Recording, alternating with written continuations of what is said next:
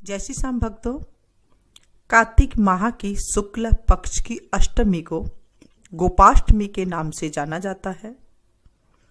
इस दिन गाय की और बछड़े की पूजा की जाती है।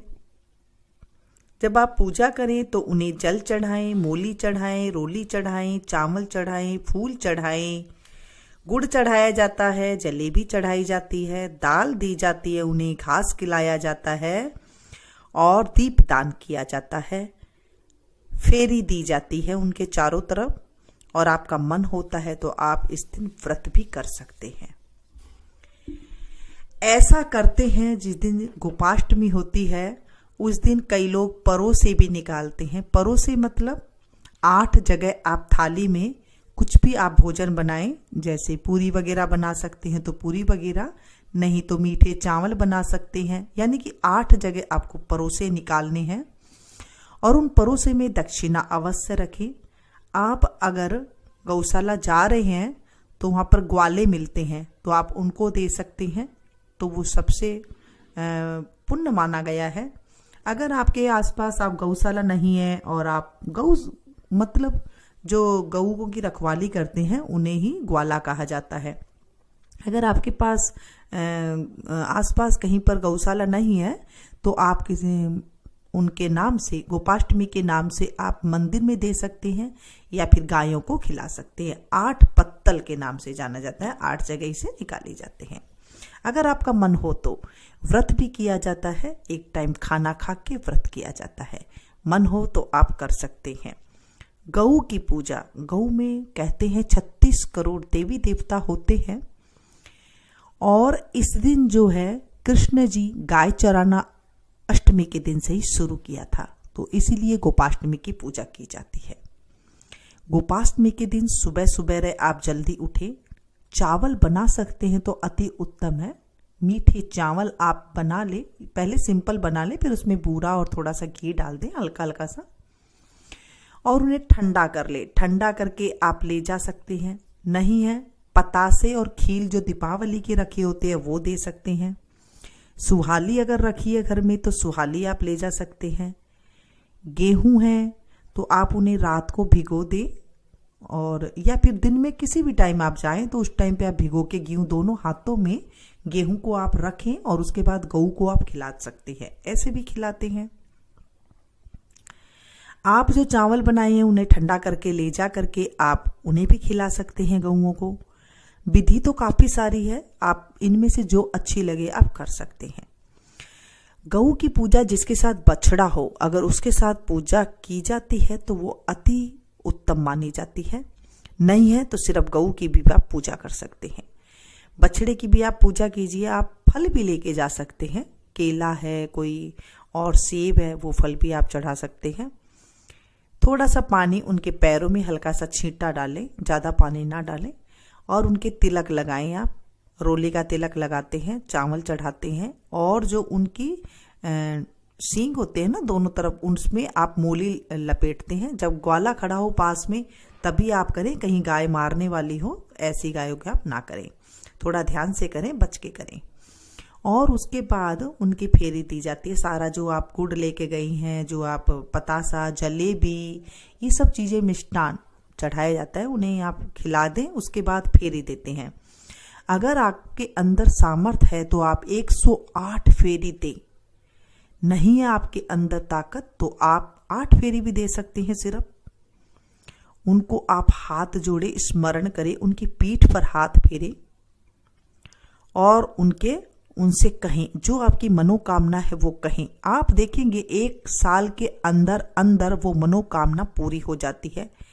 ऐसा हमारे ग्रंथों में और बड़े बूढ़े कहते हैं।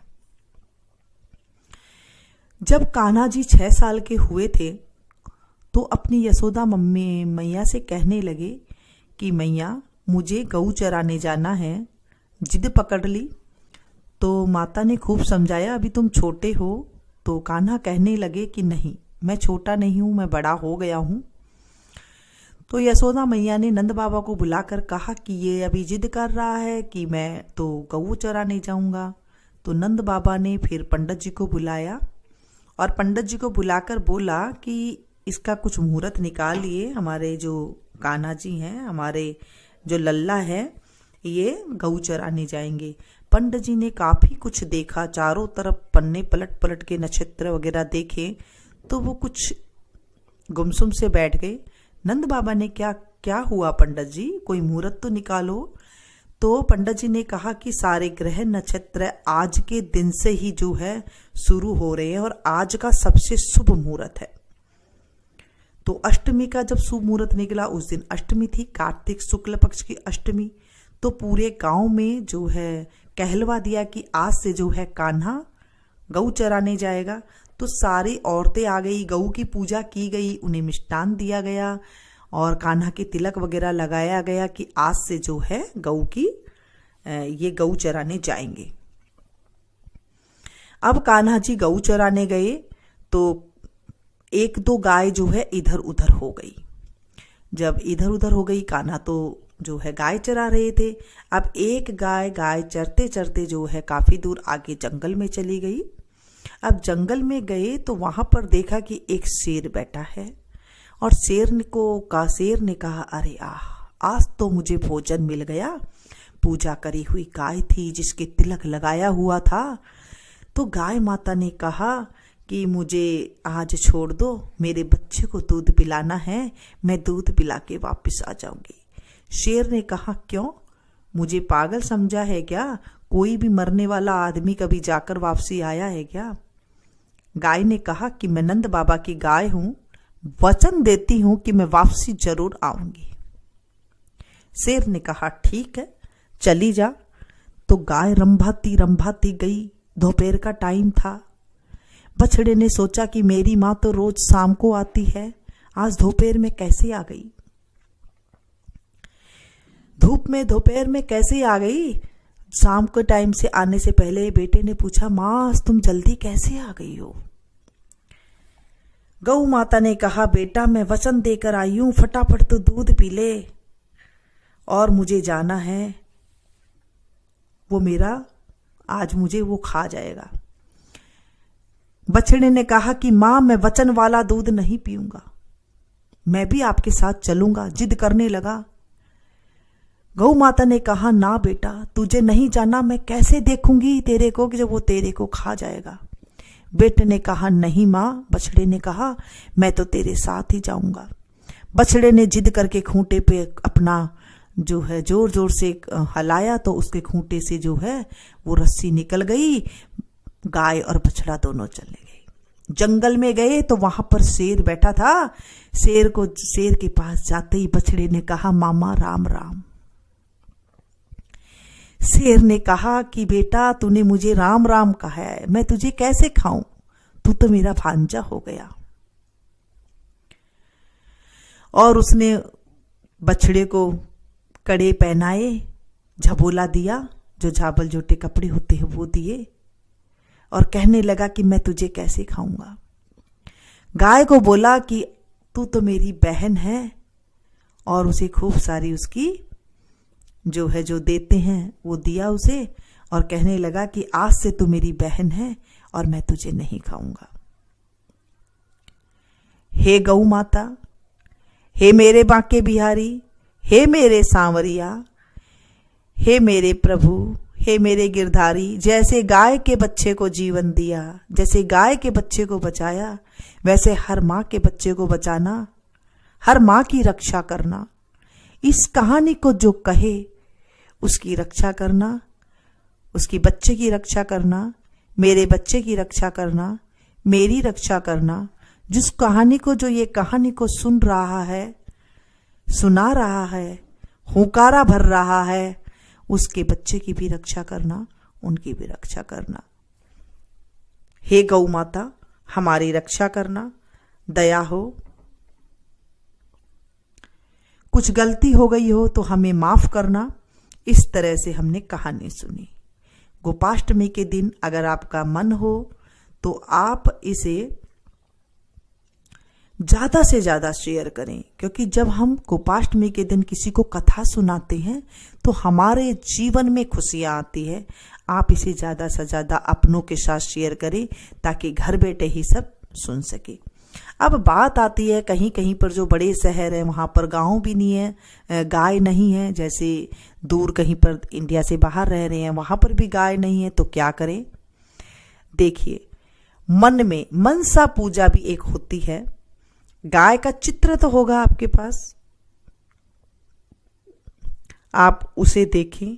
नहीं तो आप मेरी ये जो कहानी सुन रहे हैं, इस कहानी से ही आप मन में संकल्प ले और एक गाय का चित्र आप रख करके उनकी आप फेरी दे लें, फेरी दें, उनकी पूजा करें। अगर नहीं है तो तब आप ये कर सकते हैं, है तो आप ऐसे ना करें।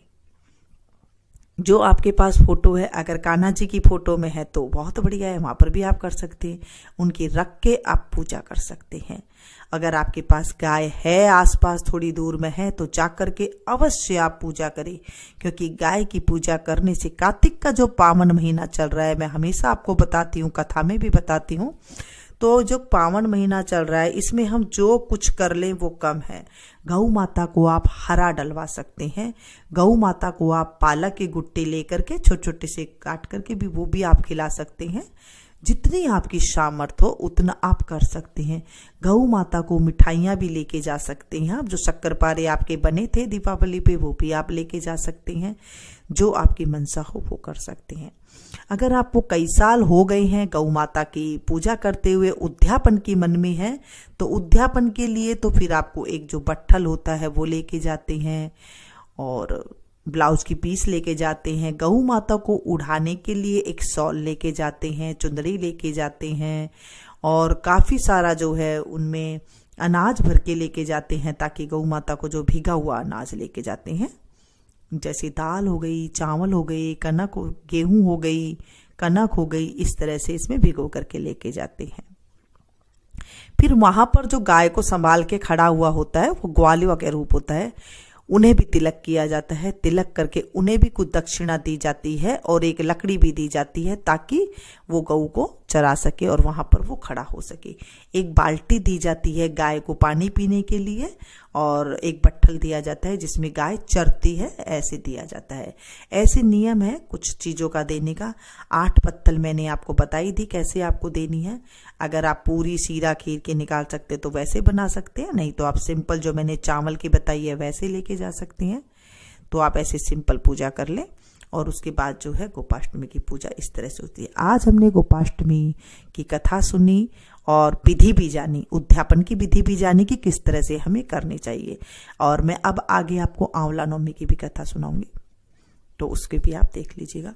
मिलती हूँ फिर से एक नई वीडियो में नई जानकारी के साथ। तब तक आप लोग देखते रहिए मीनू संगीत। Thank you.